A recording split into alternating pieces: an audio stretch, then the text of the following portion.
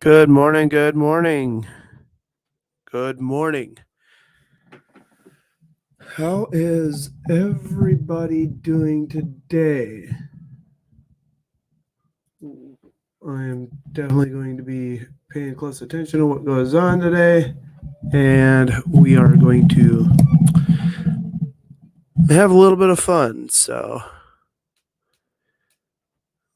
looks like we have somebody over on YouTube.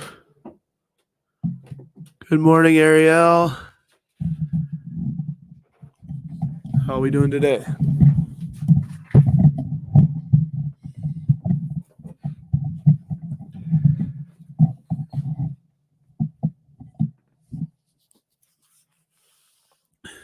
Yeah. I know a few people are just starting to get their notifications, so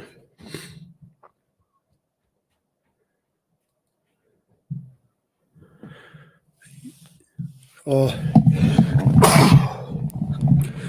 So on for now. Halftime ending soon.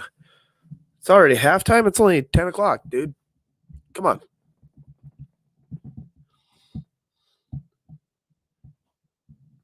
So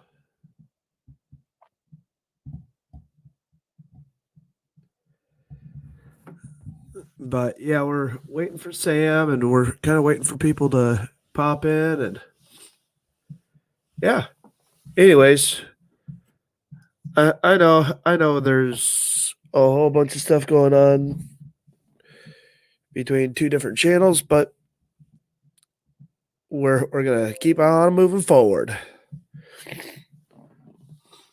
Okay, now everybody is getting the notification. So good morning, Pam. Good morning, Mark.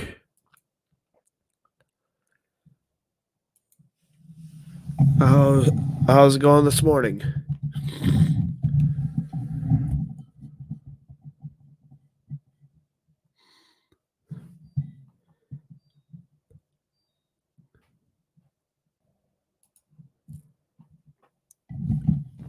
Thinking that some congressmen they're already doing it.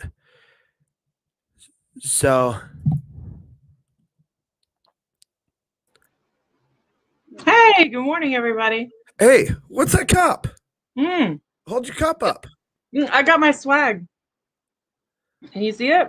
Yeah, Yeah, check it out. Sweatshirt. nice. Mm. Mm. Oh, coffee. Mm. So that's just the first order, right? Yes, that is the first order. So comfortable sweatshirt. Oh yeah, yeah, and it's really, I'm kind of a big girl, and I'm like, I don't know if that sweatshirt's gonna fit me. There's plenty of room. It's a good size sweatshirt. That's awesome. Mm-hmm. Means it Yep. runs true to size. So Yeah, yeah, I'm really pleased with it. I like this one. I've got the black zip up one. I like that. And then that's awesome. I've got some Second Amendment ones that are I think I got some more mugs and like some tank tops or something of the 2A. So I'm excited. They're on their way. They're not here yet, but they'll come. Yeah. And how long did from the time you ordered that? How long did it take to get? Just so people are aware how quickly. Maybe like a week. I mean, I don't think it took long. I don't remember exactly how long, but I remember thinking, gosh, they're already shipped. That's great. When I got my email. So yay. Yeah, but yeah, the sweatshirt, it's nice.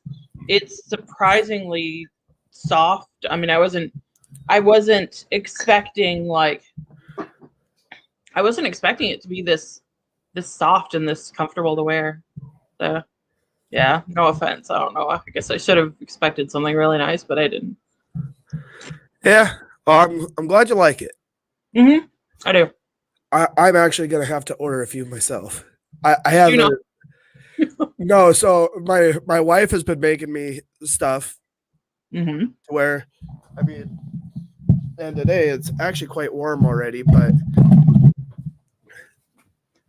this is a sweatshirt that my wife made. Mm-hmm. So I try to make sure I'm not really dipping too far. Right. So these are not. So your wife didn't make these. Is that right? Okay. Correct. So these are ordered from an Secondary supplier. secondary supplier. Okay. Okay. Yep. So we for a lot of the stuff that we put together quite Mhm. rapidly, we use a print on demand service, Because they're convenient and yeah. and it makes sense Mm-hmm. when you want to put stuff Mm-hmm. together in a quick way. So Yeah. and I know there are some people who got purses and all sorts of stuff. So it's kind of interesting. I was talking to one person who bought one of those organic sacks or whatever, and they're putting all their medical supplies as like a medical go bag. Yeah, that's kind of neat. So Your yeah, first I thought it was kind of interesting. Mm-hmm. But Very cool.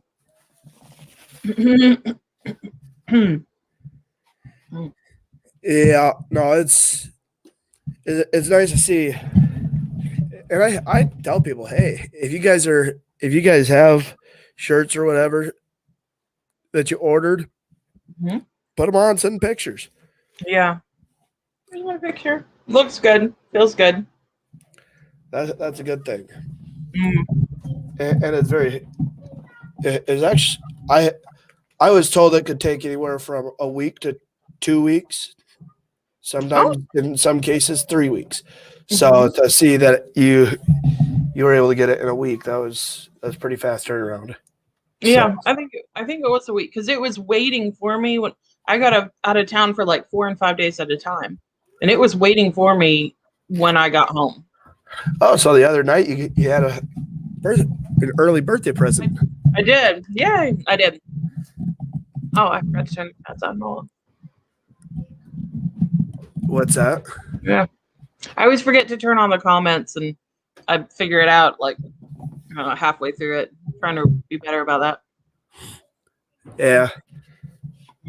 Yeah, I think your cup looks a lot better than mine. I don't know. I think we got the same cup, don't we? No, this one's one that my wife made on her Cricut machine.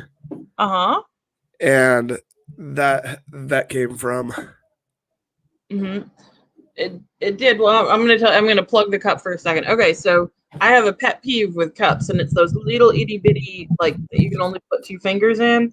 I can easily put all 3 fingers into this thing to be able to get a nice warm my hands up while I'm sipping my coffee kind of grip on it. I don't know why that bothers me, but it bothers the living snot out of me. So it's got a good size handle on this cup. I think your fingers might be a little bigger than mine. I don't know. Yeah. If you're a 6 foot guy, sure. What's that? I said, if you're a 6 foot guy, I'm sure that your hands are bigger than mine. My hands are not too big. Yeah, true. For a nitrile glove, they fit in an extra large, and it's snug. I wear a small glove at the hospital. Oh yeah. But okay, what's on the agenda for today? We never really talked about that. You and Jason were covering the gardening stuff yesterday. And I know there's a lot of people that really cover. We cover a lot of topics. So, what do you think? From a medical standpoint, what are you seeing in the hospitals? Are you seeing the case numbers go down? Case numbers are still pretty steady, and by steady I mean low. In our location, there's still the whisper about shutting down the unit, but they haven't pulled the trigger on that or anything. Although I did ask about just some curiosity about my contract, whether they were going to see the continued need for me, and they said they do think they'll still need need to continue my contract. So that's good because number one, it gives me a paycheck, and number two, it means that we aren't going to be putting the isolation patients, as long as the COVID unit is open, we have a place to cloister the isolation COVID patients. Without a dedicated COVID unit, the COVID patients would be out basically in Gen Pop, mixed in with all the other patients, just in an isolation room. And that there's a difficulty with that comes from the fact that in most of your hospital units, you do not have an active window into the room. They're closed doors. The door closes, you can't see anything going on in the room. With a COVID patient, personally, because their respiratory status can change so very quickly, even though we have them on the monitor and we have monitors that with a screen outside of their room and one at the nurse station, I still like to have them on our unit where there are windows that look into the patient's room. Like half of the door is a window, each side of the door wall is a window with blinds, so that I can at any given moment walk up and down the hall, and without having to break my stride, I can look in there and make sure that even though it says their O2 sat is 98%, they're not breathing 32 times a minute. They're breathing 18 times a minute. I mean, it helps me keep a better eye on my patients. And with our ventilator patients, we've got one of those units where, it's got like a little airlock thing. You have to be all kind of PPE. You got to have your N95 on just to get onto the unit. The ventilated patients, they really do, for safety's sake, need to have the doors open. So, and we have the negative pressure systems. All the rooms aren't negative pressure rooms, but they've all been modified to have a negative pressure air pump in them. So we have all those always going to try to minimize the viral load out in the hallway. But the hallway is still going to have an increased viral load in it. And I don't know how you would justify having that kind of, your options if you move them into Gen Pop are either leave the door open and increase your COVID viral load in the air in the rest of the hospital where patients who do not have COVID are, or close the door on a patient that needs to have the door open in order to maintain their safety. So I don't know, in my opinion, needs to have the door open and has been practiced to have the door open to maintain their safety. So I'm not sure how that's going to be, those two things are going to be justified. You're using Gen Pop and isolation and all that, and it's starting to sound like a prison. I know. I apologize. I should not use that terminology. That is terminology that in nursing we tend to use just to put a little humor behind it.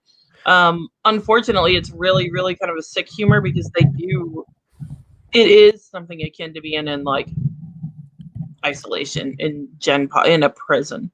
And isolation is a legitimate term, even in the hospital. They have to be in isolation. I know about that, but when you were saying general population, I was like, man, now we're starting to use prison terminology. Yeah, I shouldn't. I should come up with a better, more professional way of saying that. No, it's fine. I like to joke around a little bit, but yeah, I don't treat my patients like prisoners. I just want everybody to know that they're just sort of trapped, and it just puts a little humor behind it. For me, probably not. For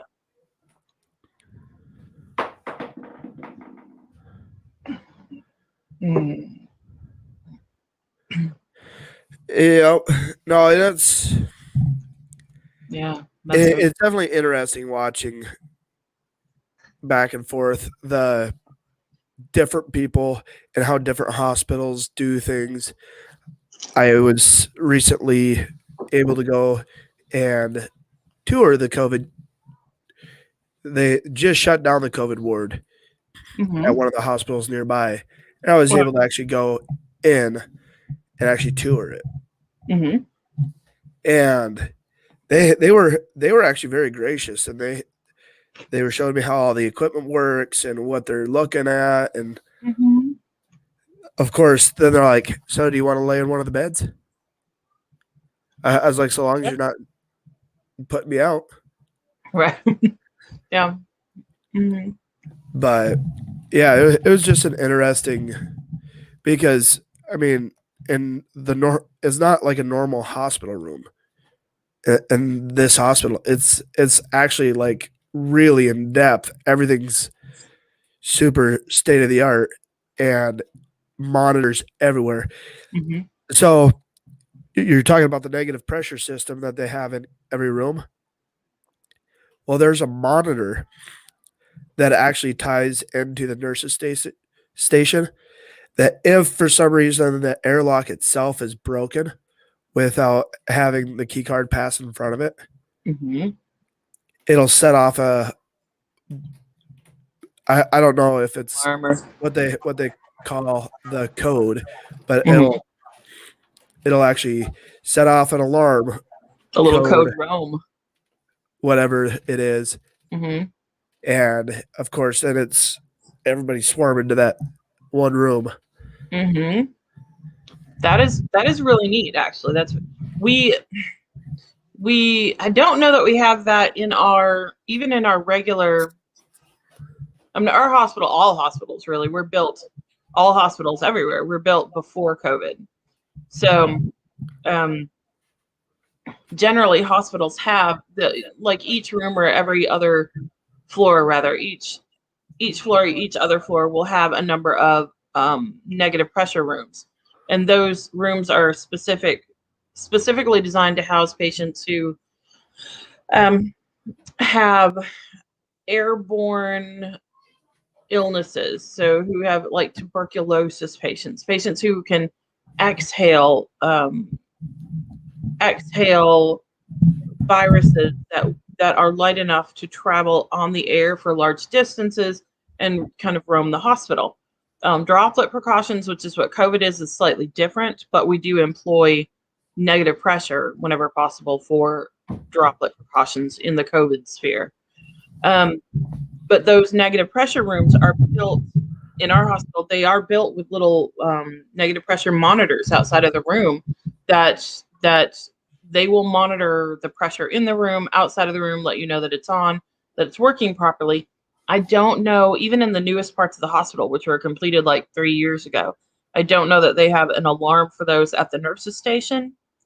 However,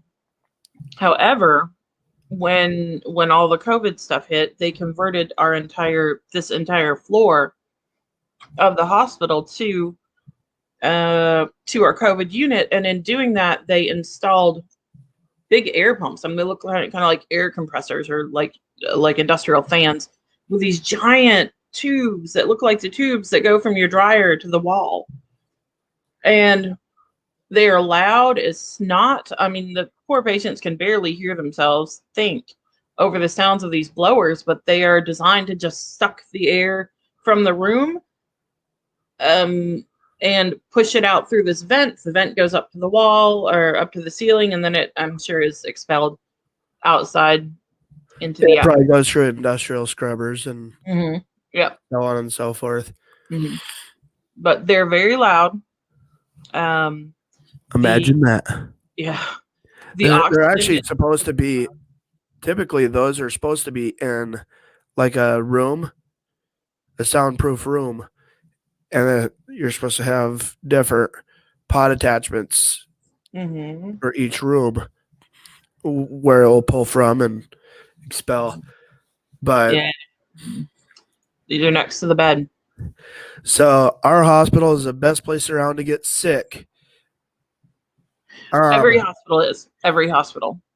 If you don't have to be in a hospital, don't.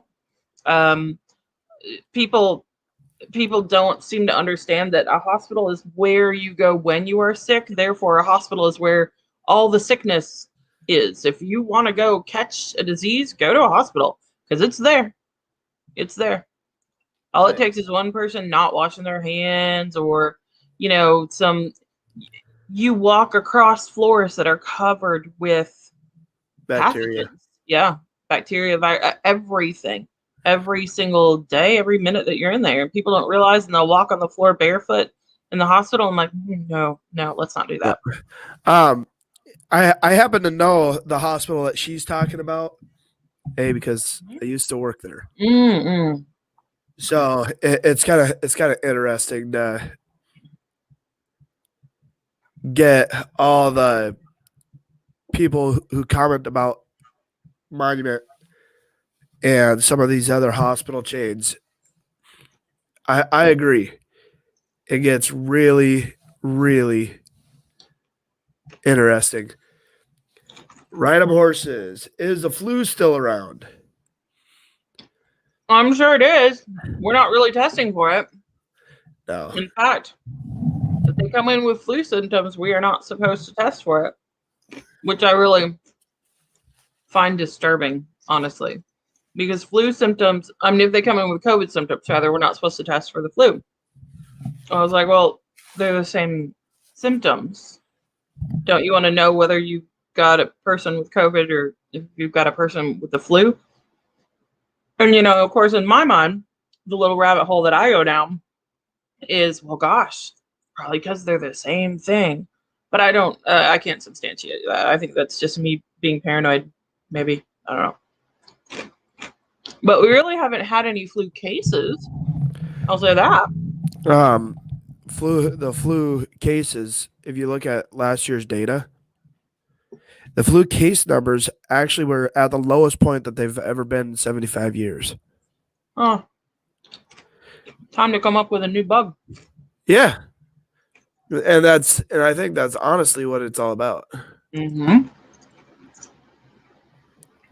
But yeah, I mean, it really depends on what state you're in. It really depends on what the hospital policy is, and all that. But coming from a nurse's standpoint, you look across the board through like the CDC contact tracing pages and all that stuff, you really start to see a really despicable difference.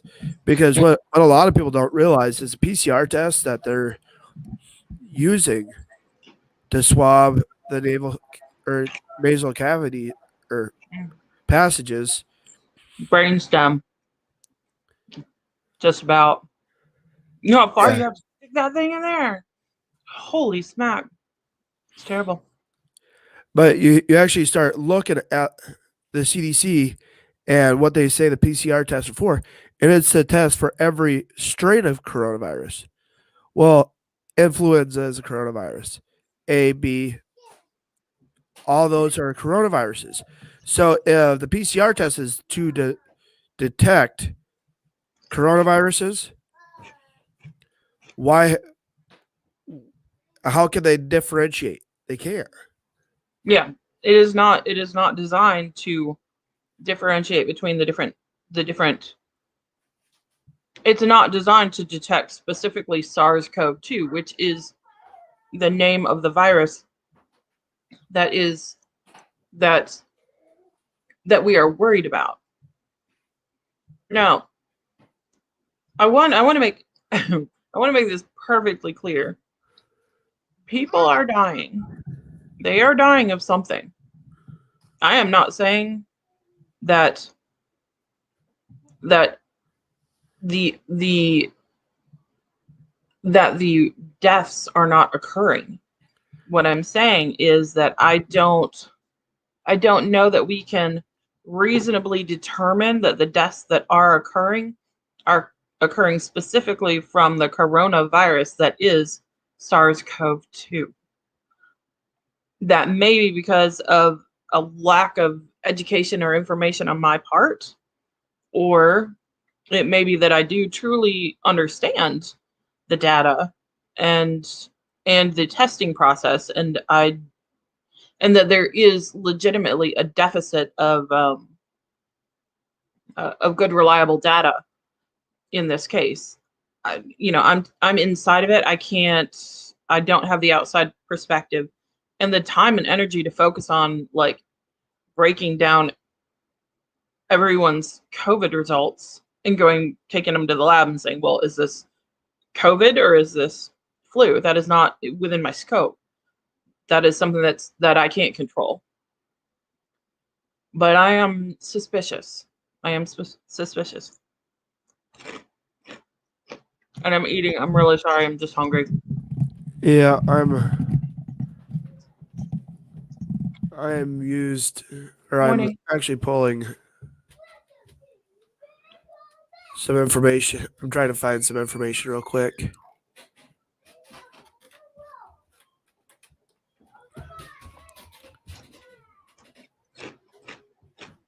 So,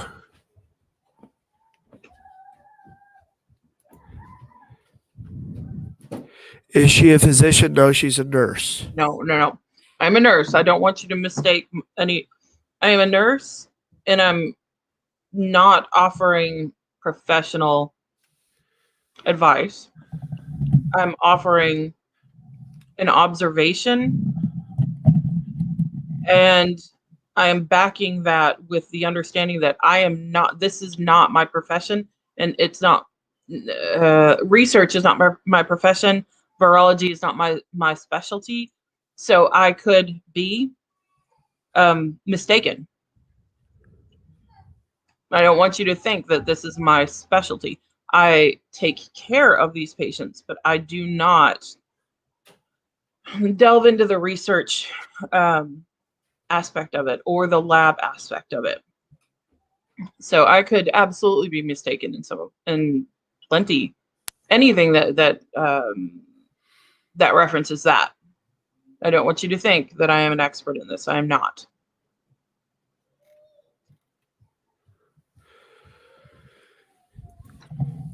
Yeah, and I mean, more nurses.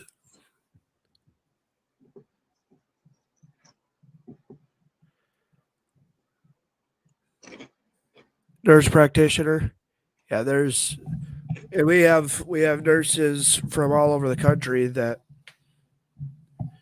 go. So, Mm-hmm.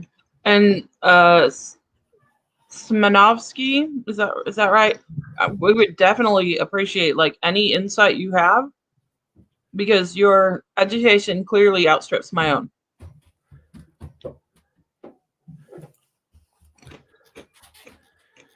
so Nice to see you, Cap. And any medical professionals who are on here who have better insights or who can correct me when I'm wrong, because please do.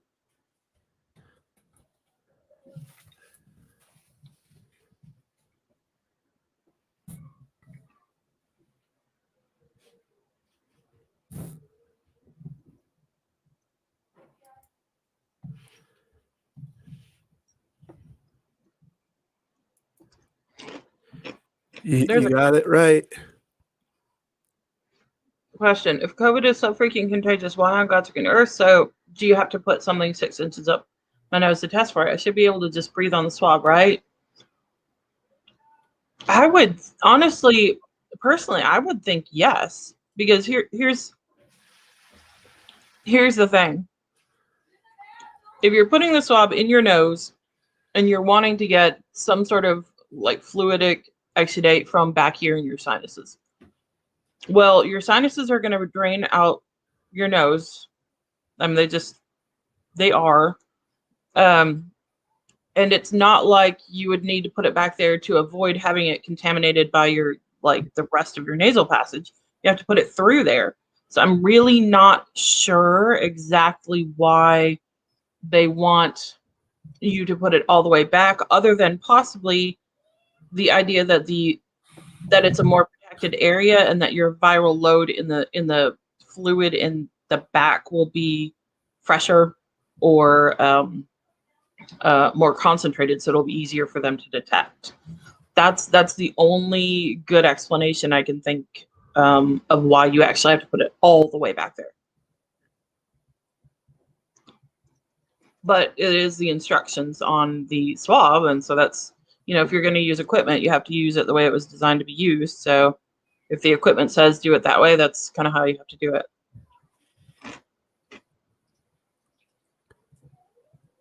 Yeah, I'm floating around on the CDC website real quick. But yeah, they're like H1N1 is considered an influenza A, H3N2. But yeah, anyways, if you actually look at the actual molecular structure of SARS-CoV-2 or COVID-19 to influenza A, there is only one. And this doctor, there's been several doctors who have said it, that the only difference is the S protein. So the S protein spike is the only difference between that and the influenza. So a lot of the information that I get, yeah, we go back and forth, and I talk to several doctors in regards to it. That's the information that they give me, and they talk about it on national TV. They talk about it all over the place. The only difference between that and that is the S protein spike, which allows it a higher infectability rate.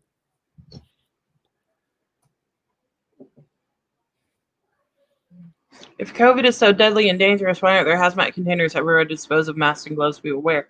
It's actually a really, really good question. I will say that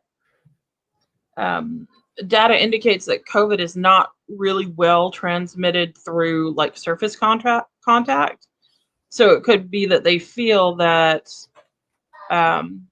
the likelihood of contracting COVID from surface contact from a used mask or used gowns or whatever is very low. However, if you pair that with the fact that they've kept parts of the country like locked down, the lack of hazmat disposal facilities for COVID PPE seems incongruous with the draconian measures that are being taken in the other aspects of our lives. You would think that any push through healthcare that would require such I don't want to call them ridiculous because that could get me in trouble, such strict and restrictive measures would also lend itself to having some more comprehensive disposal facilities and protocols. Yeah.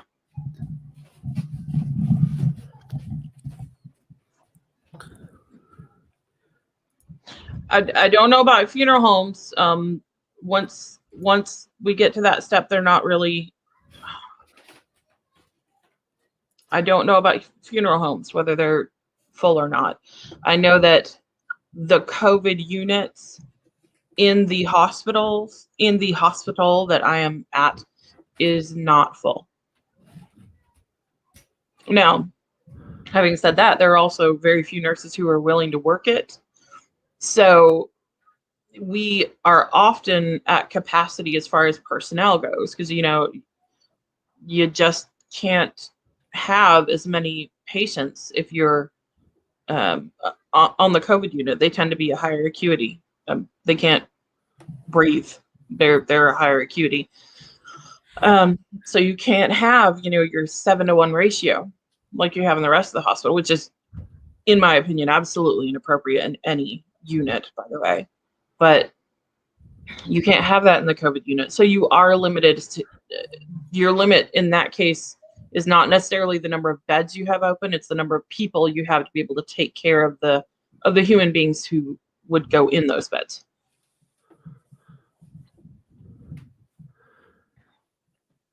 Okay. And these are good questions that we should be asking from our public health officials. Why is COVID-19 deadly while standing yet disappears while sitting? Is that I'm not sure what that. These are questions that people should be asking. Yeah, but I don't understand the basis. Who is saying that it goes away when you sit down, or what's that referencing? Because I don't the reference. People have to wear a mask into restaurants, but they can take it off the second they sit down. Oh yeah, it's BS is what it is. I Or mean, it's absolutely ridiculous. the kids could go to school. They have to wear it in the hallways and in the classrooms, but the second. Yeah, no, I think that's virtue signaling. Okay, so this is the part where we're gonna completely remove me from my profession, which we really already did anyway. But this is just me talking as a person, not as a nurse. That's ridiculous. It doesn't make sense, no matter what your profession is. The CDC itself told us that children are not good spreaders of COVID. They don't spread COVID. That's what they said. If we're going to take them at their word, we need to take them at their word. Kids can go to school. The idea that the barriers between children can come down and the distance between children can shorten from 6 foot to 3 foot, it doesn't mean that COVID has lost the ability to travel 6 feet anymore. It means that it never had it. Yes, they did. Yes, they did what? I'm sorry. I don't, Joe Glenn, yes, they did.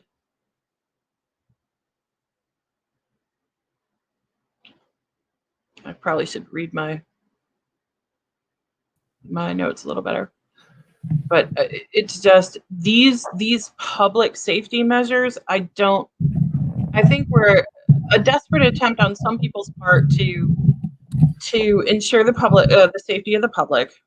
I think they were an even more desperate attempt on other people's parts to profiteer on the fear of the public. And I think that once you enter the political sphere, you are going to see a much higher ratio of profiteering to protecting, which is unfortunate considering that these are the people that we elected to lead our country and protect us. But I think that speaks for itself what we need to do about that. You see people 6 feet apart when they board a plane, and they're smashed together. Yes, I mean, I'm not sure. It's ridiculous. Yeah, you're going to take those, 150, 200 people. You're going to pack them into, an airborne sardine tin and send them on an 8-hour journey, all breathing the same air. But they have to stay 6 feet apart when they're in the airport. Why? I mean, we've already eliminated the possibility of keeping them 6 feet apart once they board the plane. So why is it important that they stay 6 feet apart when they're in the airport with external air circulation devices? Yeah. And here's something interesting. Why haven't major scientists come forward with the real truth? I could tell you for a fact that there has been a lot that have some big names in science, and as soon as they come out, they're axed. So, yeah, the mainstream media does wonders to people's reputations. Okay, so DT, that's why are pubs allowed to be open in the UK but no alcohol is allowed to be served?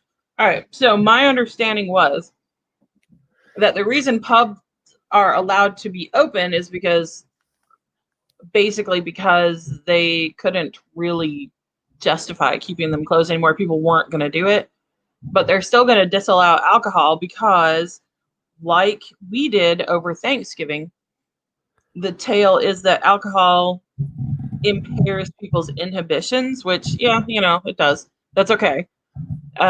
But they want people to make better decisions about who they go home with and who they spread COVID to, I guess. But honestly, I don't that sounds like a Puritanist movement. And that's the only reason I can think of that you would not allow alcohol, which by its very nature is an aseptic, to be consumed by these people. To answer this question, no, we are not. No. We actually only met just a couple weeks ago. So,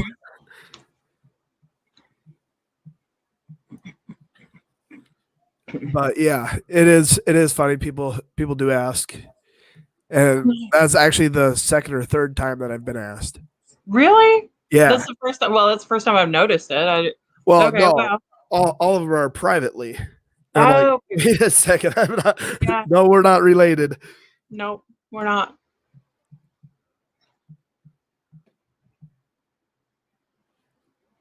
David, that is another really good question. The logic involved in that is beyond me. Why is crack cocaine legal to buy and smoke in Oregon, but serving grandma turkey is illegal on Thanksgiving? Yeah, that's a good question. That employs a level of logic that I do not possess. I don't think any logical person who actually is logical. I don't think any of them. Yeah, I think you're going to have to look a little farther left to find the explanation there. The magic witching time, I assume, is after 10 p.m. for COVID. Yeah, everything closes after 10 because except for the strip clubs, except for the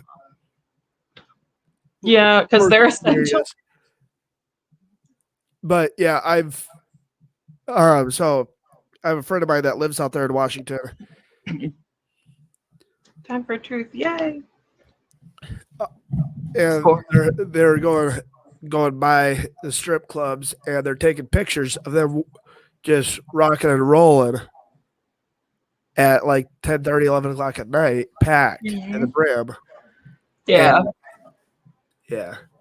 It's one of those low key economic stimulus packages. Oh. Got to move those dollars through the system. Yeah. Yeah, they'll do it. That it will. I mean, okay, Daydream, I'm sorry. I'm going to go up and try to look for your comment.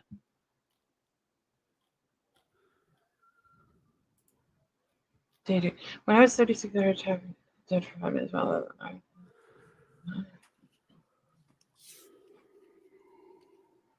Okay, yes. Daydream, there are plenty of people with pre-existing conditions and comorbidities and things like that have not gotten sick, and that I suspect will not necessarily get sick. COVID, like any other, SARS-CoV-2. COVID is not the virus. COVID is the collection of symptoms, the disease that results in the infection with the virus. And I really need to keep making the distinction between those two. SARS-CoV-2, like any other virus, almost any other virus, is not going to kill 100% it's not even going to infect 100% of the population. And we've seen by the numbers that it actually does not have a really high mortality rate, like not at all. So, and we know, and this is not like stuff that I'm, these are not things that I am drawing conclusions on. This is data that comes out of like the CDC. It does not infect 100% of the population. It does not infect a lot of people, and a lot of people who do get it are asymptomatic. We know this because they told us this. So it is quite possible that you've had it and were completely asymptomatic. It's quite possible that you were exposed to it and your immune system was robust enough to immediately kick it out. That you didn't even have a really heavy or active infection. Or it could be that you are naturally immune to it. Virology and immunology is an incredibly complex area of science, and one that I am not well versed in. particularly, so I'm not gonna start talking about the S proteins and things like that. But there are plenty of reasons why plenty of the population just isn't going to be affected by this. But I think the tale to us that everyone in the population is going to die was kind of a scare tactic. Scare tactic, yes. Yeah.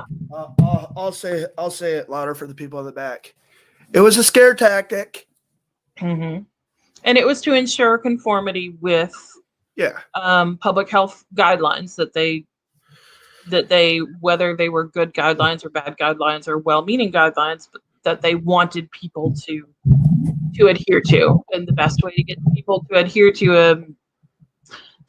to a strange restriction and to simultaneously give up some of their freedoms and rights is to scare them. What about our kids who are wearing masks to school 5 days a week and outside every? I'm not going to say it's harmful to them. I'm going to say what logically, if you think about it, what could possibly be the benefit of wearing a mask outside at school by a child who, according to the CDC, is not likely to get or spread COVID, or if they do, they're going to be completely asymptomatic anyway for the most part. Number two is outside, which is where we are told the virus isn't harbored. Outside is supposed to be the safe place. Number three, the virus is destroyed by UV light, which is what the sun casts down on the earth at all times. We disinfect our COVID units with a UV light emitter. That's how we disinfect those units.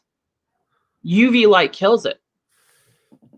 So basically outside should really be the safest. And it's not like they're going outside to all stand like huddled together in a circle. It's recess. The point is to run, play. They're kids. They're going to run and play and be outside going in every which. I mean, you've ever babysat like a classroom of kindergartners? It's like herding cats. They go everywhere. So I don't see that there is a benefit really to having them in masks, especially at recess. But I can say that when we exhale plenty of bacteria and things like that. And I would think that since God didn't put something in front of our face to keep it next to our face, the idea would be that it's kind of supposed to go away. So trapping it next to your skin is probably not a good thing.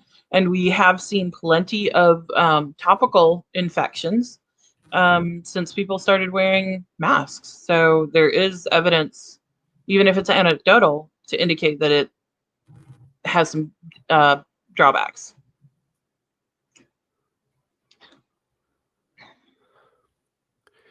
Do I need to make it bigger? No, that's yes, Smanovsky. Yes, it's harmful. Thank you, Smanovsky. That's a statement that I cannot make, but I'm glad that you did. Washington is screwed. We rarely see the sun.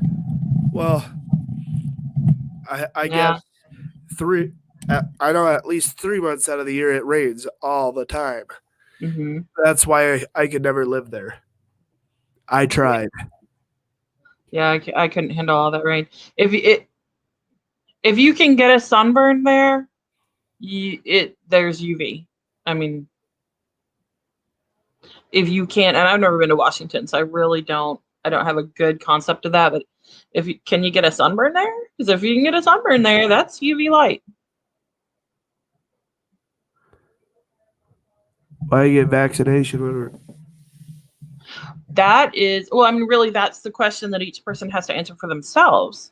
You have to make a choice as to whether or not you want to get a vaccination that has these potential drawbacks when the virus recovery rate is 99.8%. And that is something that so far no one else can tell you have to do. Why? Well, I have a question. Why are tanning salons closed? yeah, I know. That was a huge one. Because DT brought up tanning beds. Mm-hmm. I guess I have to go down. If UV kills, that's what tanning beds are, is UV. Mm-hmm. So by logic and by it should be able to take care of that. Mm-hmm. Yep. Not only that, UV promotes the what is it? Vitamin D production in your skin, which so far data is telling us is very helpful in fighting off viruses and coronavirus. I agree, DT. I agree because I could sure use a tan, and I'm just one of those people who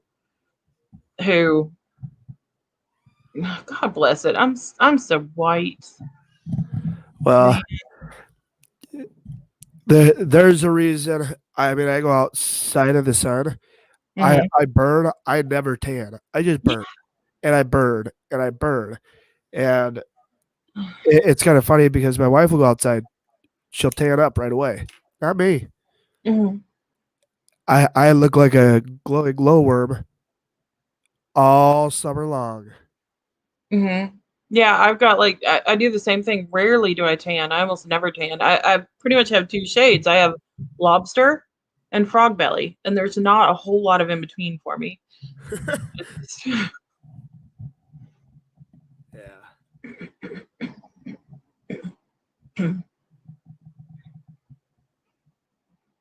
Yes.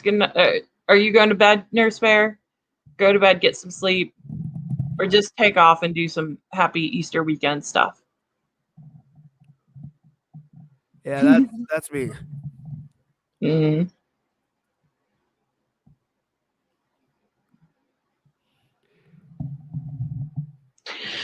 Well, if you cannot take the flu shot, should you take the vax? Okay, so why can you not? If you're allergic to something that's in like the flu vaccine, from what I can recall when I was getting vaccinated, there was the little checkbox on there that says, "Have you ever had an allergic reaction to any other vaccine?"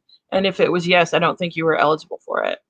Nope. So I think they actually include that level of protection in the screening for this vaccine. Thank goodness. Yeah, and I am allergic to a lot of the ingredients in the vaccines, so I don't go out and get vaccinated, and my kids don't either. So, DT, another good question. Why is it people are believing Gates, whose primary goal is depopulation? I think that's an excellent question. I think part of it is that people don't research. They don't go back and look at his history and look at what he has been regularly doing for the last 20 years. They just believe the line that they are fed, that he is the savior of humanity. They don't know. They don't know, and they don't care to often, and I think that's unfortunate, because I think in this case, willful ignorance is going to serve them very ill. No way on the bank. Is that supposed to be? And I don't have the ability to say that. I mean, Yeah. I don't work in that industry anymore, and it's been 10 years, so Mm-hmm. I don't go down that road. Mm-hmm. I can't give you a professional opinion because I work inside of it, and it's not, as a registered nurse and not a nurse practitioner, I can't make a diagnosis, and I can't make that sort of recommendation. What I can tell you is, sorry, I got it. I have told the rest of my family not to, and that's not because I necessarily have any evidence that it is harming people, although there does seem to be mounting evidence. It's because there's a lot of evidence.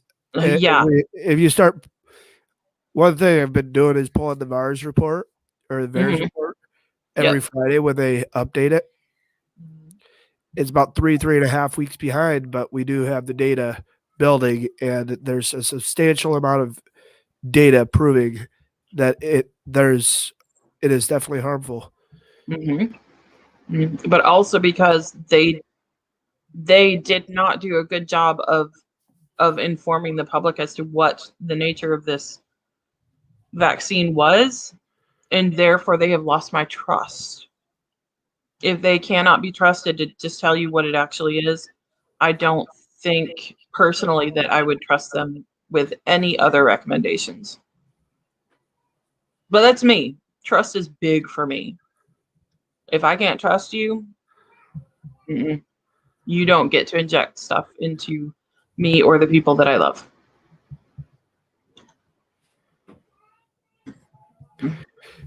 And guys, people ask, well, why do you use and have on the resources page a lot of what is deep state controlled?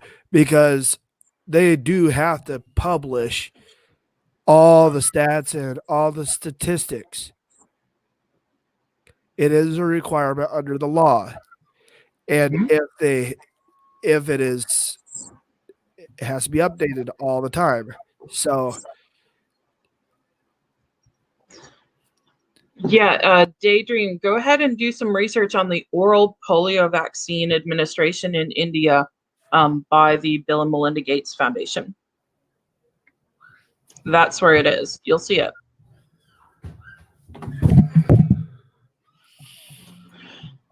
Chimo Met, here's the problem. Politically motivated, yes. I don't think it's incompetence. I mean, I think that there is some level of incompetence because it is the government, but I don't think that it is. I think that is deliberate, and that's really unfortunate to say, but I suspect deliberate malfeasance rather than incompetence.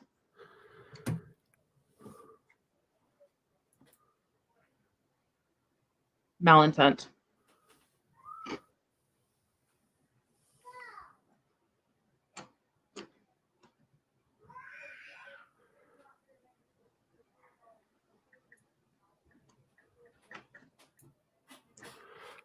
okay, so hold on a second.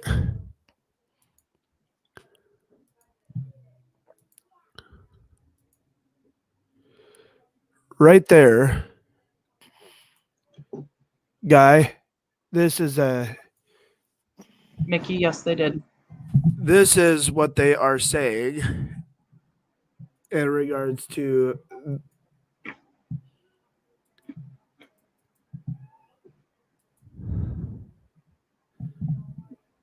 Guy, DNA modification, not my understanding of. It is an RNA, messenger RNA based injection. And RNA is just, it's not quite the same thing.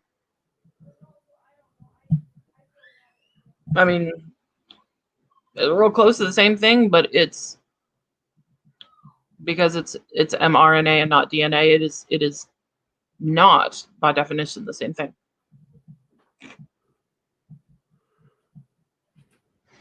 No, Ms. Aaron. Yes, the question is, did work make me get it, or did I volunteer? Okay. Back in December when I got it, I was less aware of everything that was going on. My awakening, I guess you would say, was a little bit later.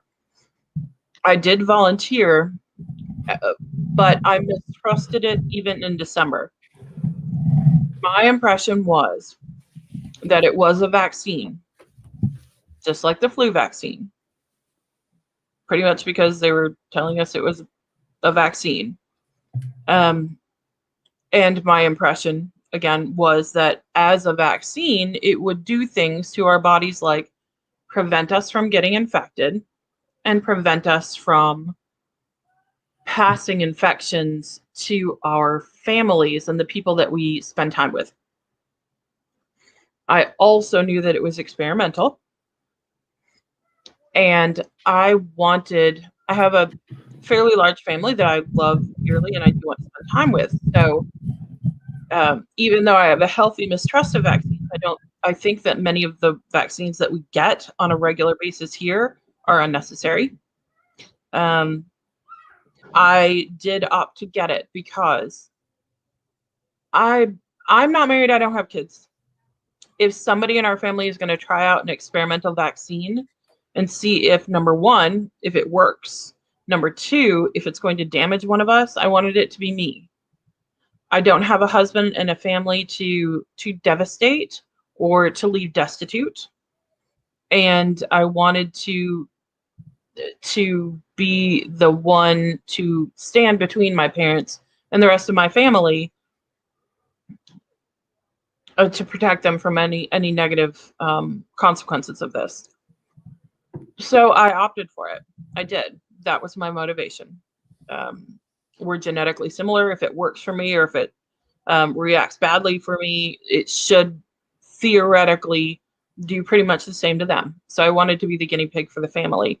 I also don't intend to have kids. I love kids. I don't think that I want to have them. So I was completely unworried about the idea of it causing infertility. I was like, that's perfect. Perfect. I will be the one to take that. After I took both doses of the vaccines, then I really started hearing more and more about it and started researching it. And that's when I realized it does not do the vaccine-y things that I had been under the impression that it would do. Does that answer your question?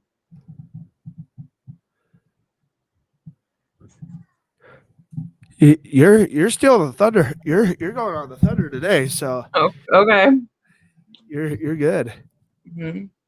No, DG, I have wait, if the flu vaccine actual vaccine, no, I need to keep getting it every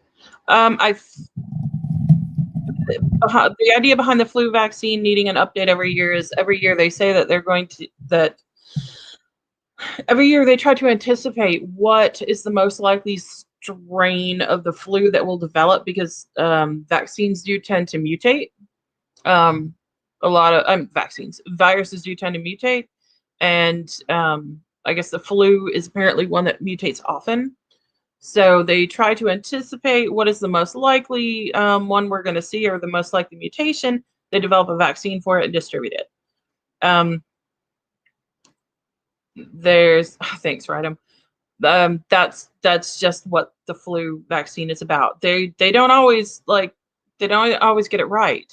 They don't, but that's their intention, or that's their stated intention. DT had a question or had mentioned something about the med beds.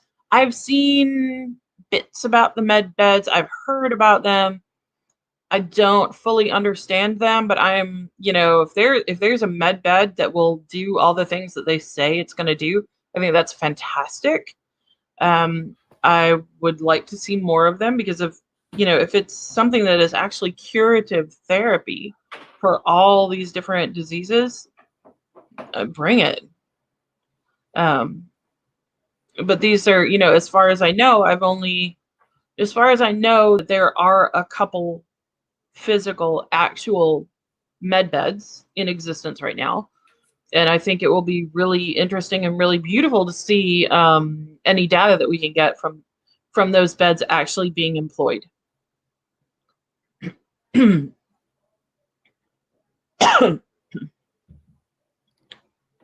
Yeah, I've seen that too, DT. I've seen that too.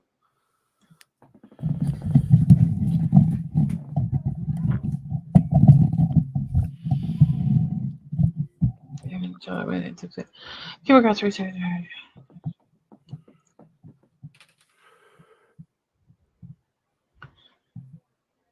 Mm-hmm. And a lot of privacy concerns. Well, yeah, there are a lot of privacy concerns, and Yes, that is. I've heard of that too. I've heard of the idea of like drones or nanotechnology, nanobots. I don't know if I'm venturing a little too far into Star Trek terminology, but Star Trek terminology or not, I've heard of the existence of the actual items. So it does, employing that kind of technology on the general public, and more importantly, being willing to allow a governing body or an educational practicing body to employ that kind of technology inside of your body requires an incredible level of trust. And it's a level of trust that I think, unfortunately, our medical community is not earning right now, and is not cultivating right now. In fact, I think that if the medical community really, really wants to garner that kind of trust of the American public, they need to start repairing, doing a lot of repairing right now, because I think that they've done more really to destroy their credibility this year than to increase it. And I think that earning that credibility and that trust would be vastly increased and facilitated by the removal of the people who are willfully lying to the public, and just replacing with people who have better ethics.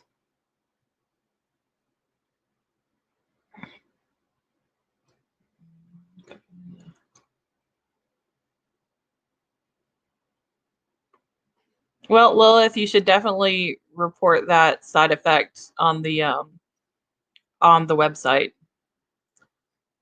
I'm sure there's a category for that.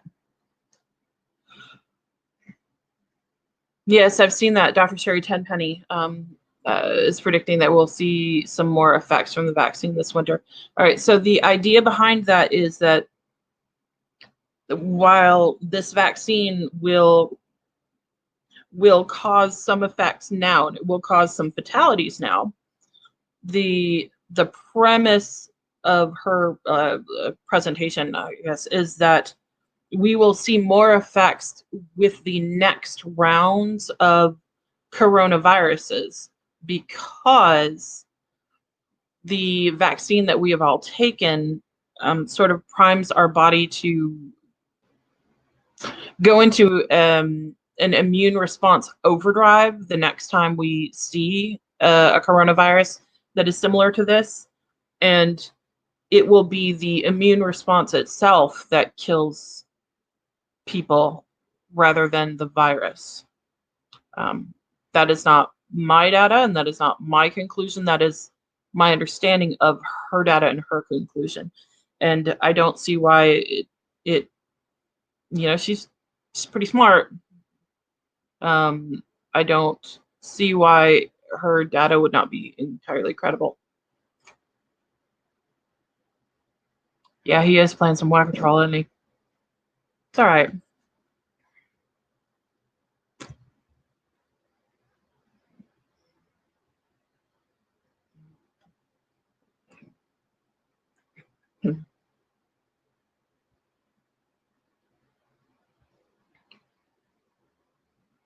Mm-hmm. Bye, Spanovsky. Thank you for your contribution today. It is definitely helpful.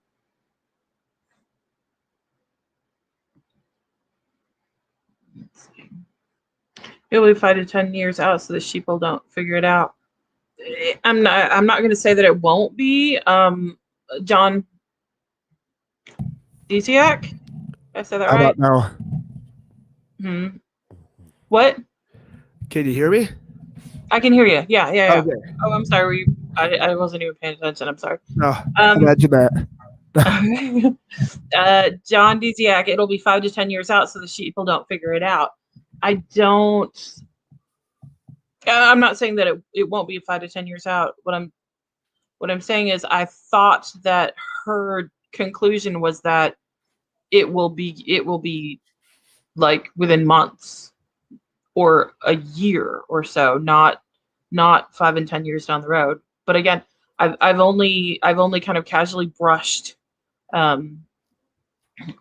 across the surface of her research and conclusions. So I can't say for certain that that's what she's saying.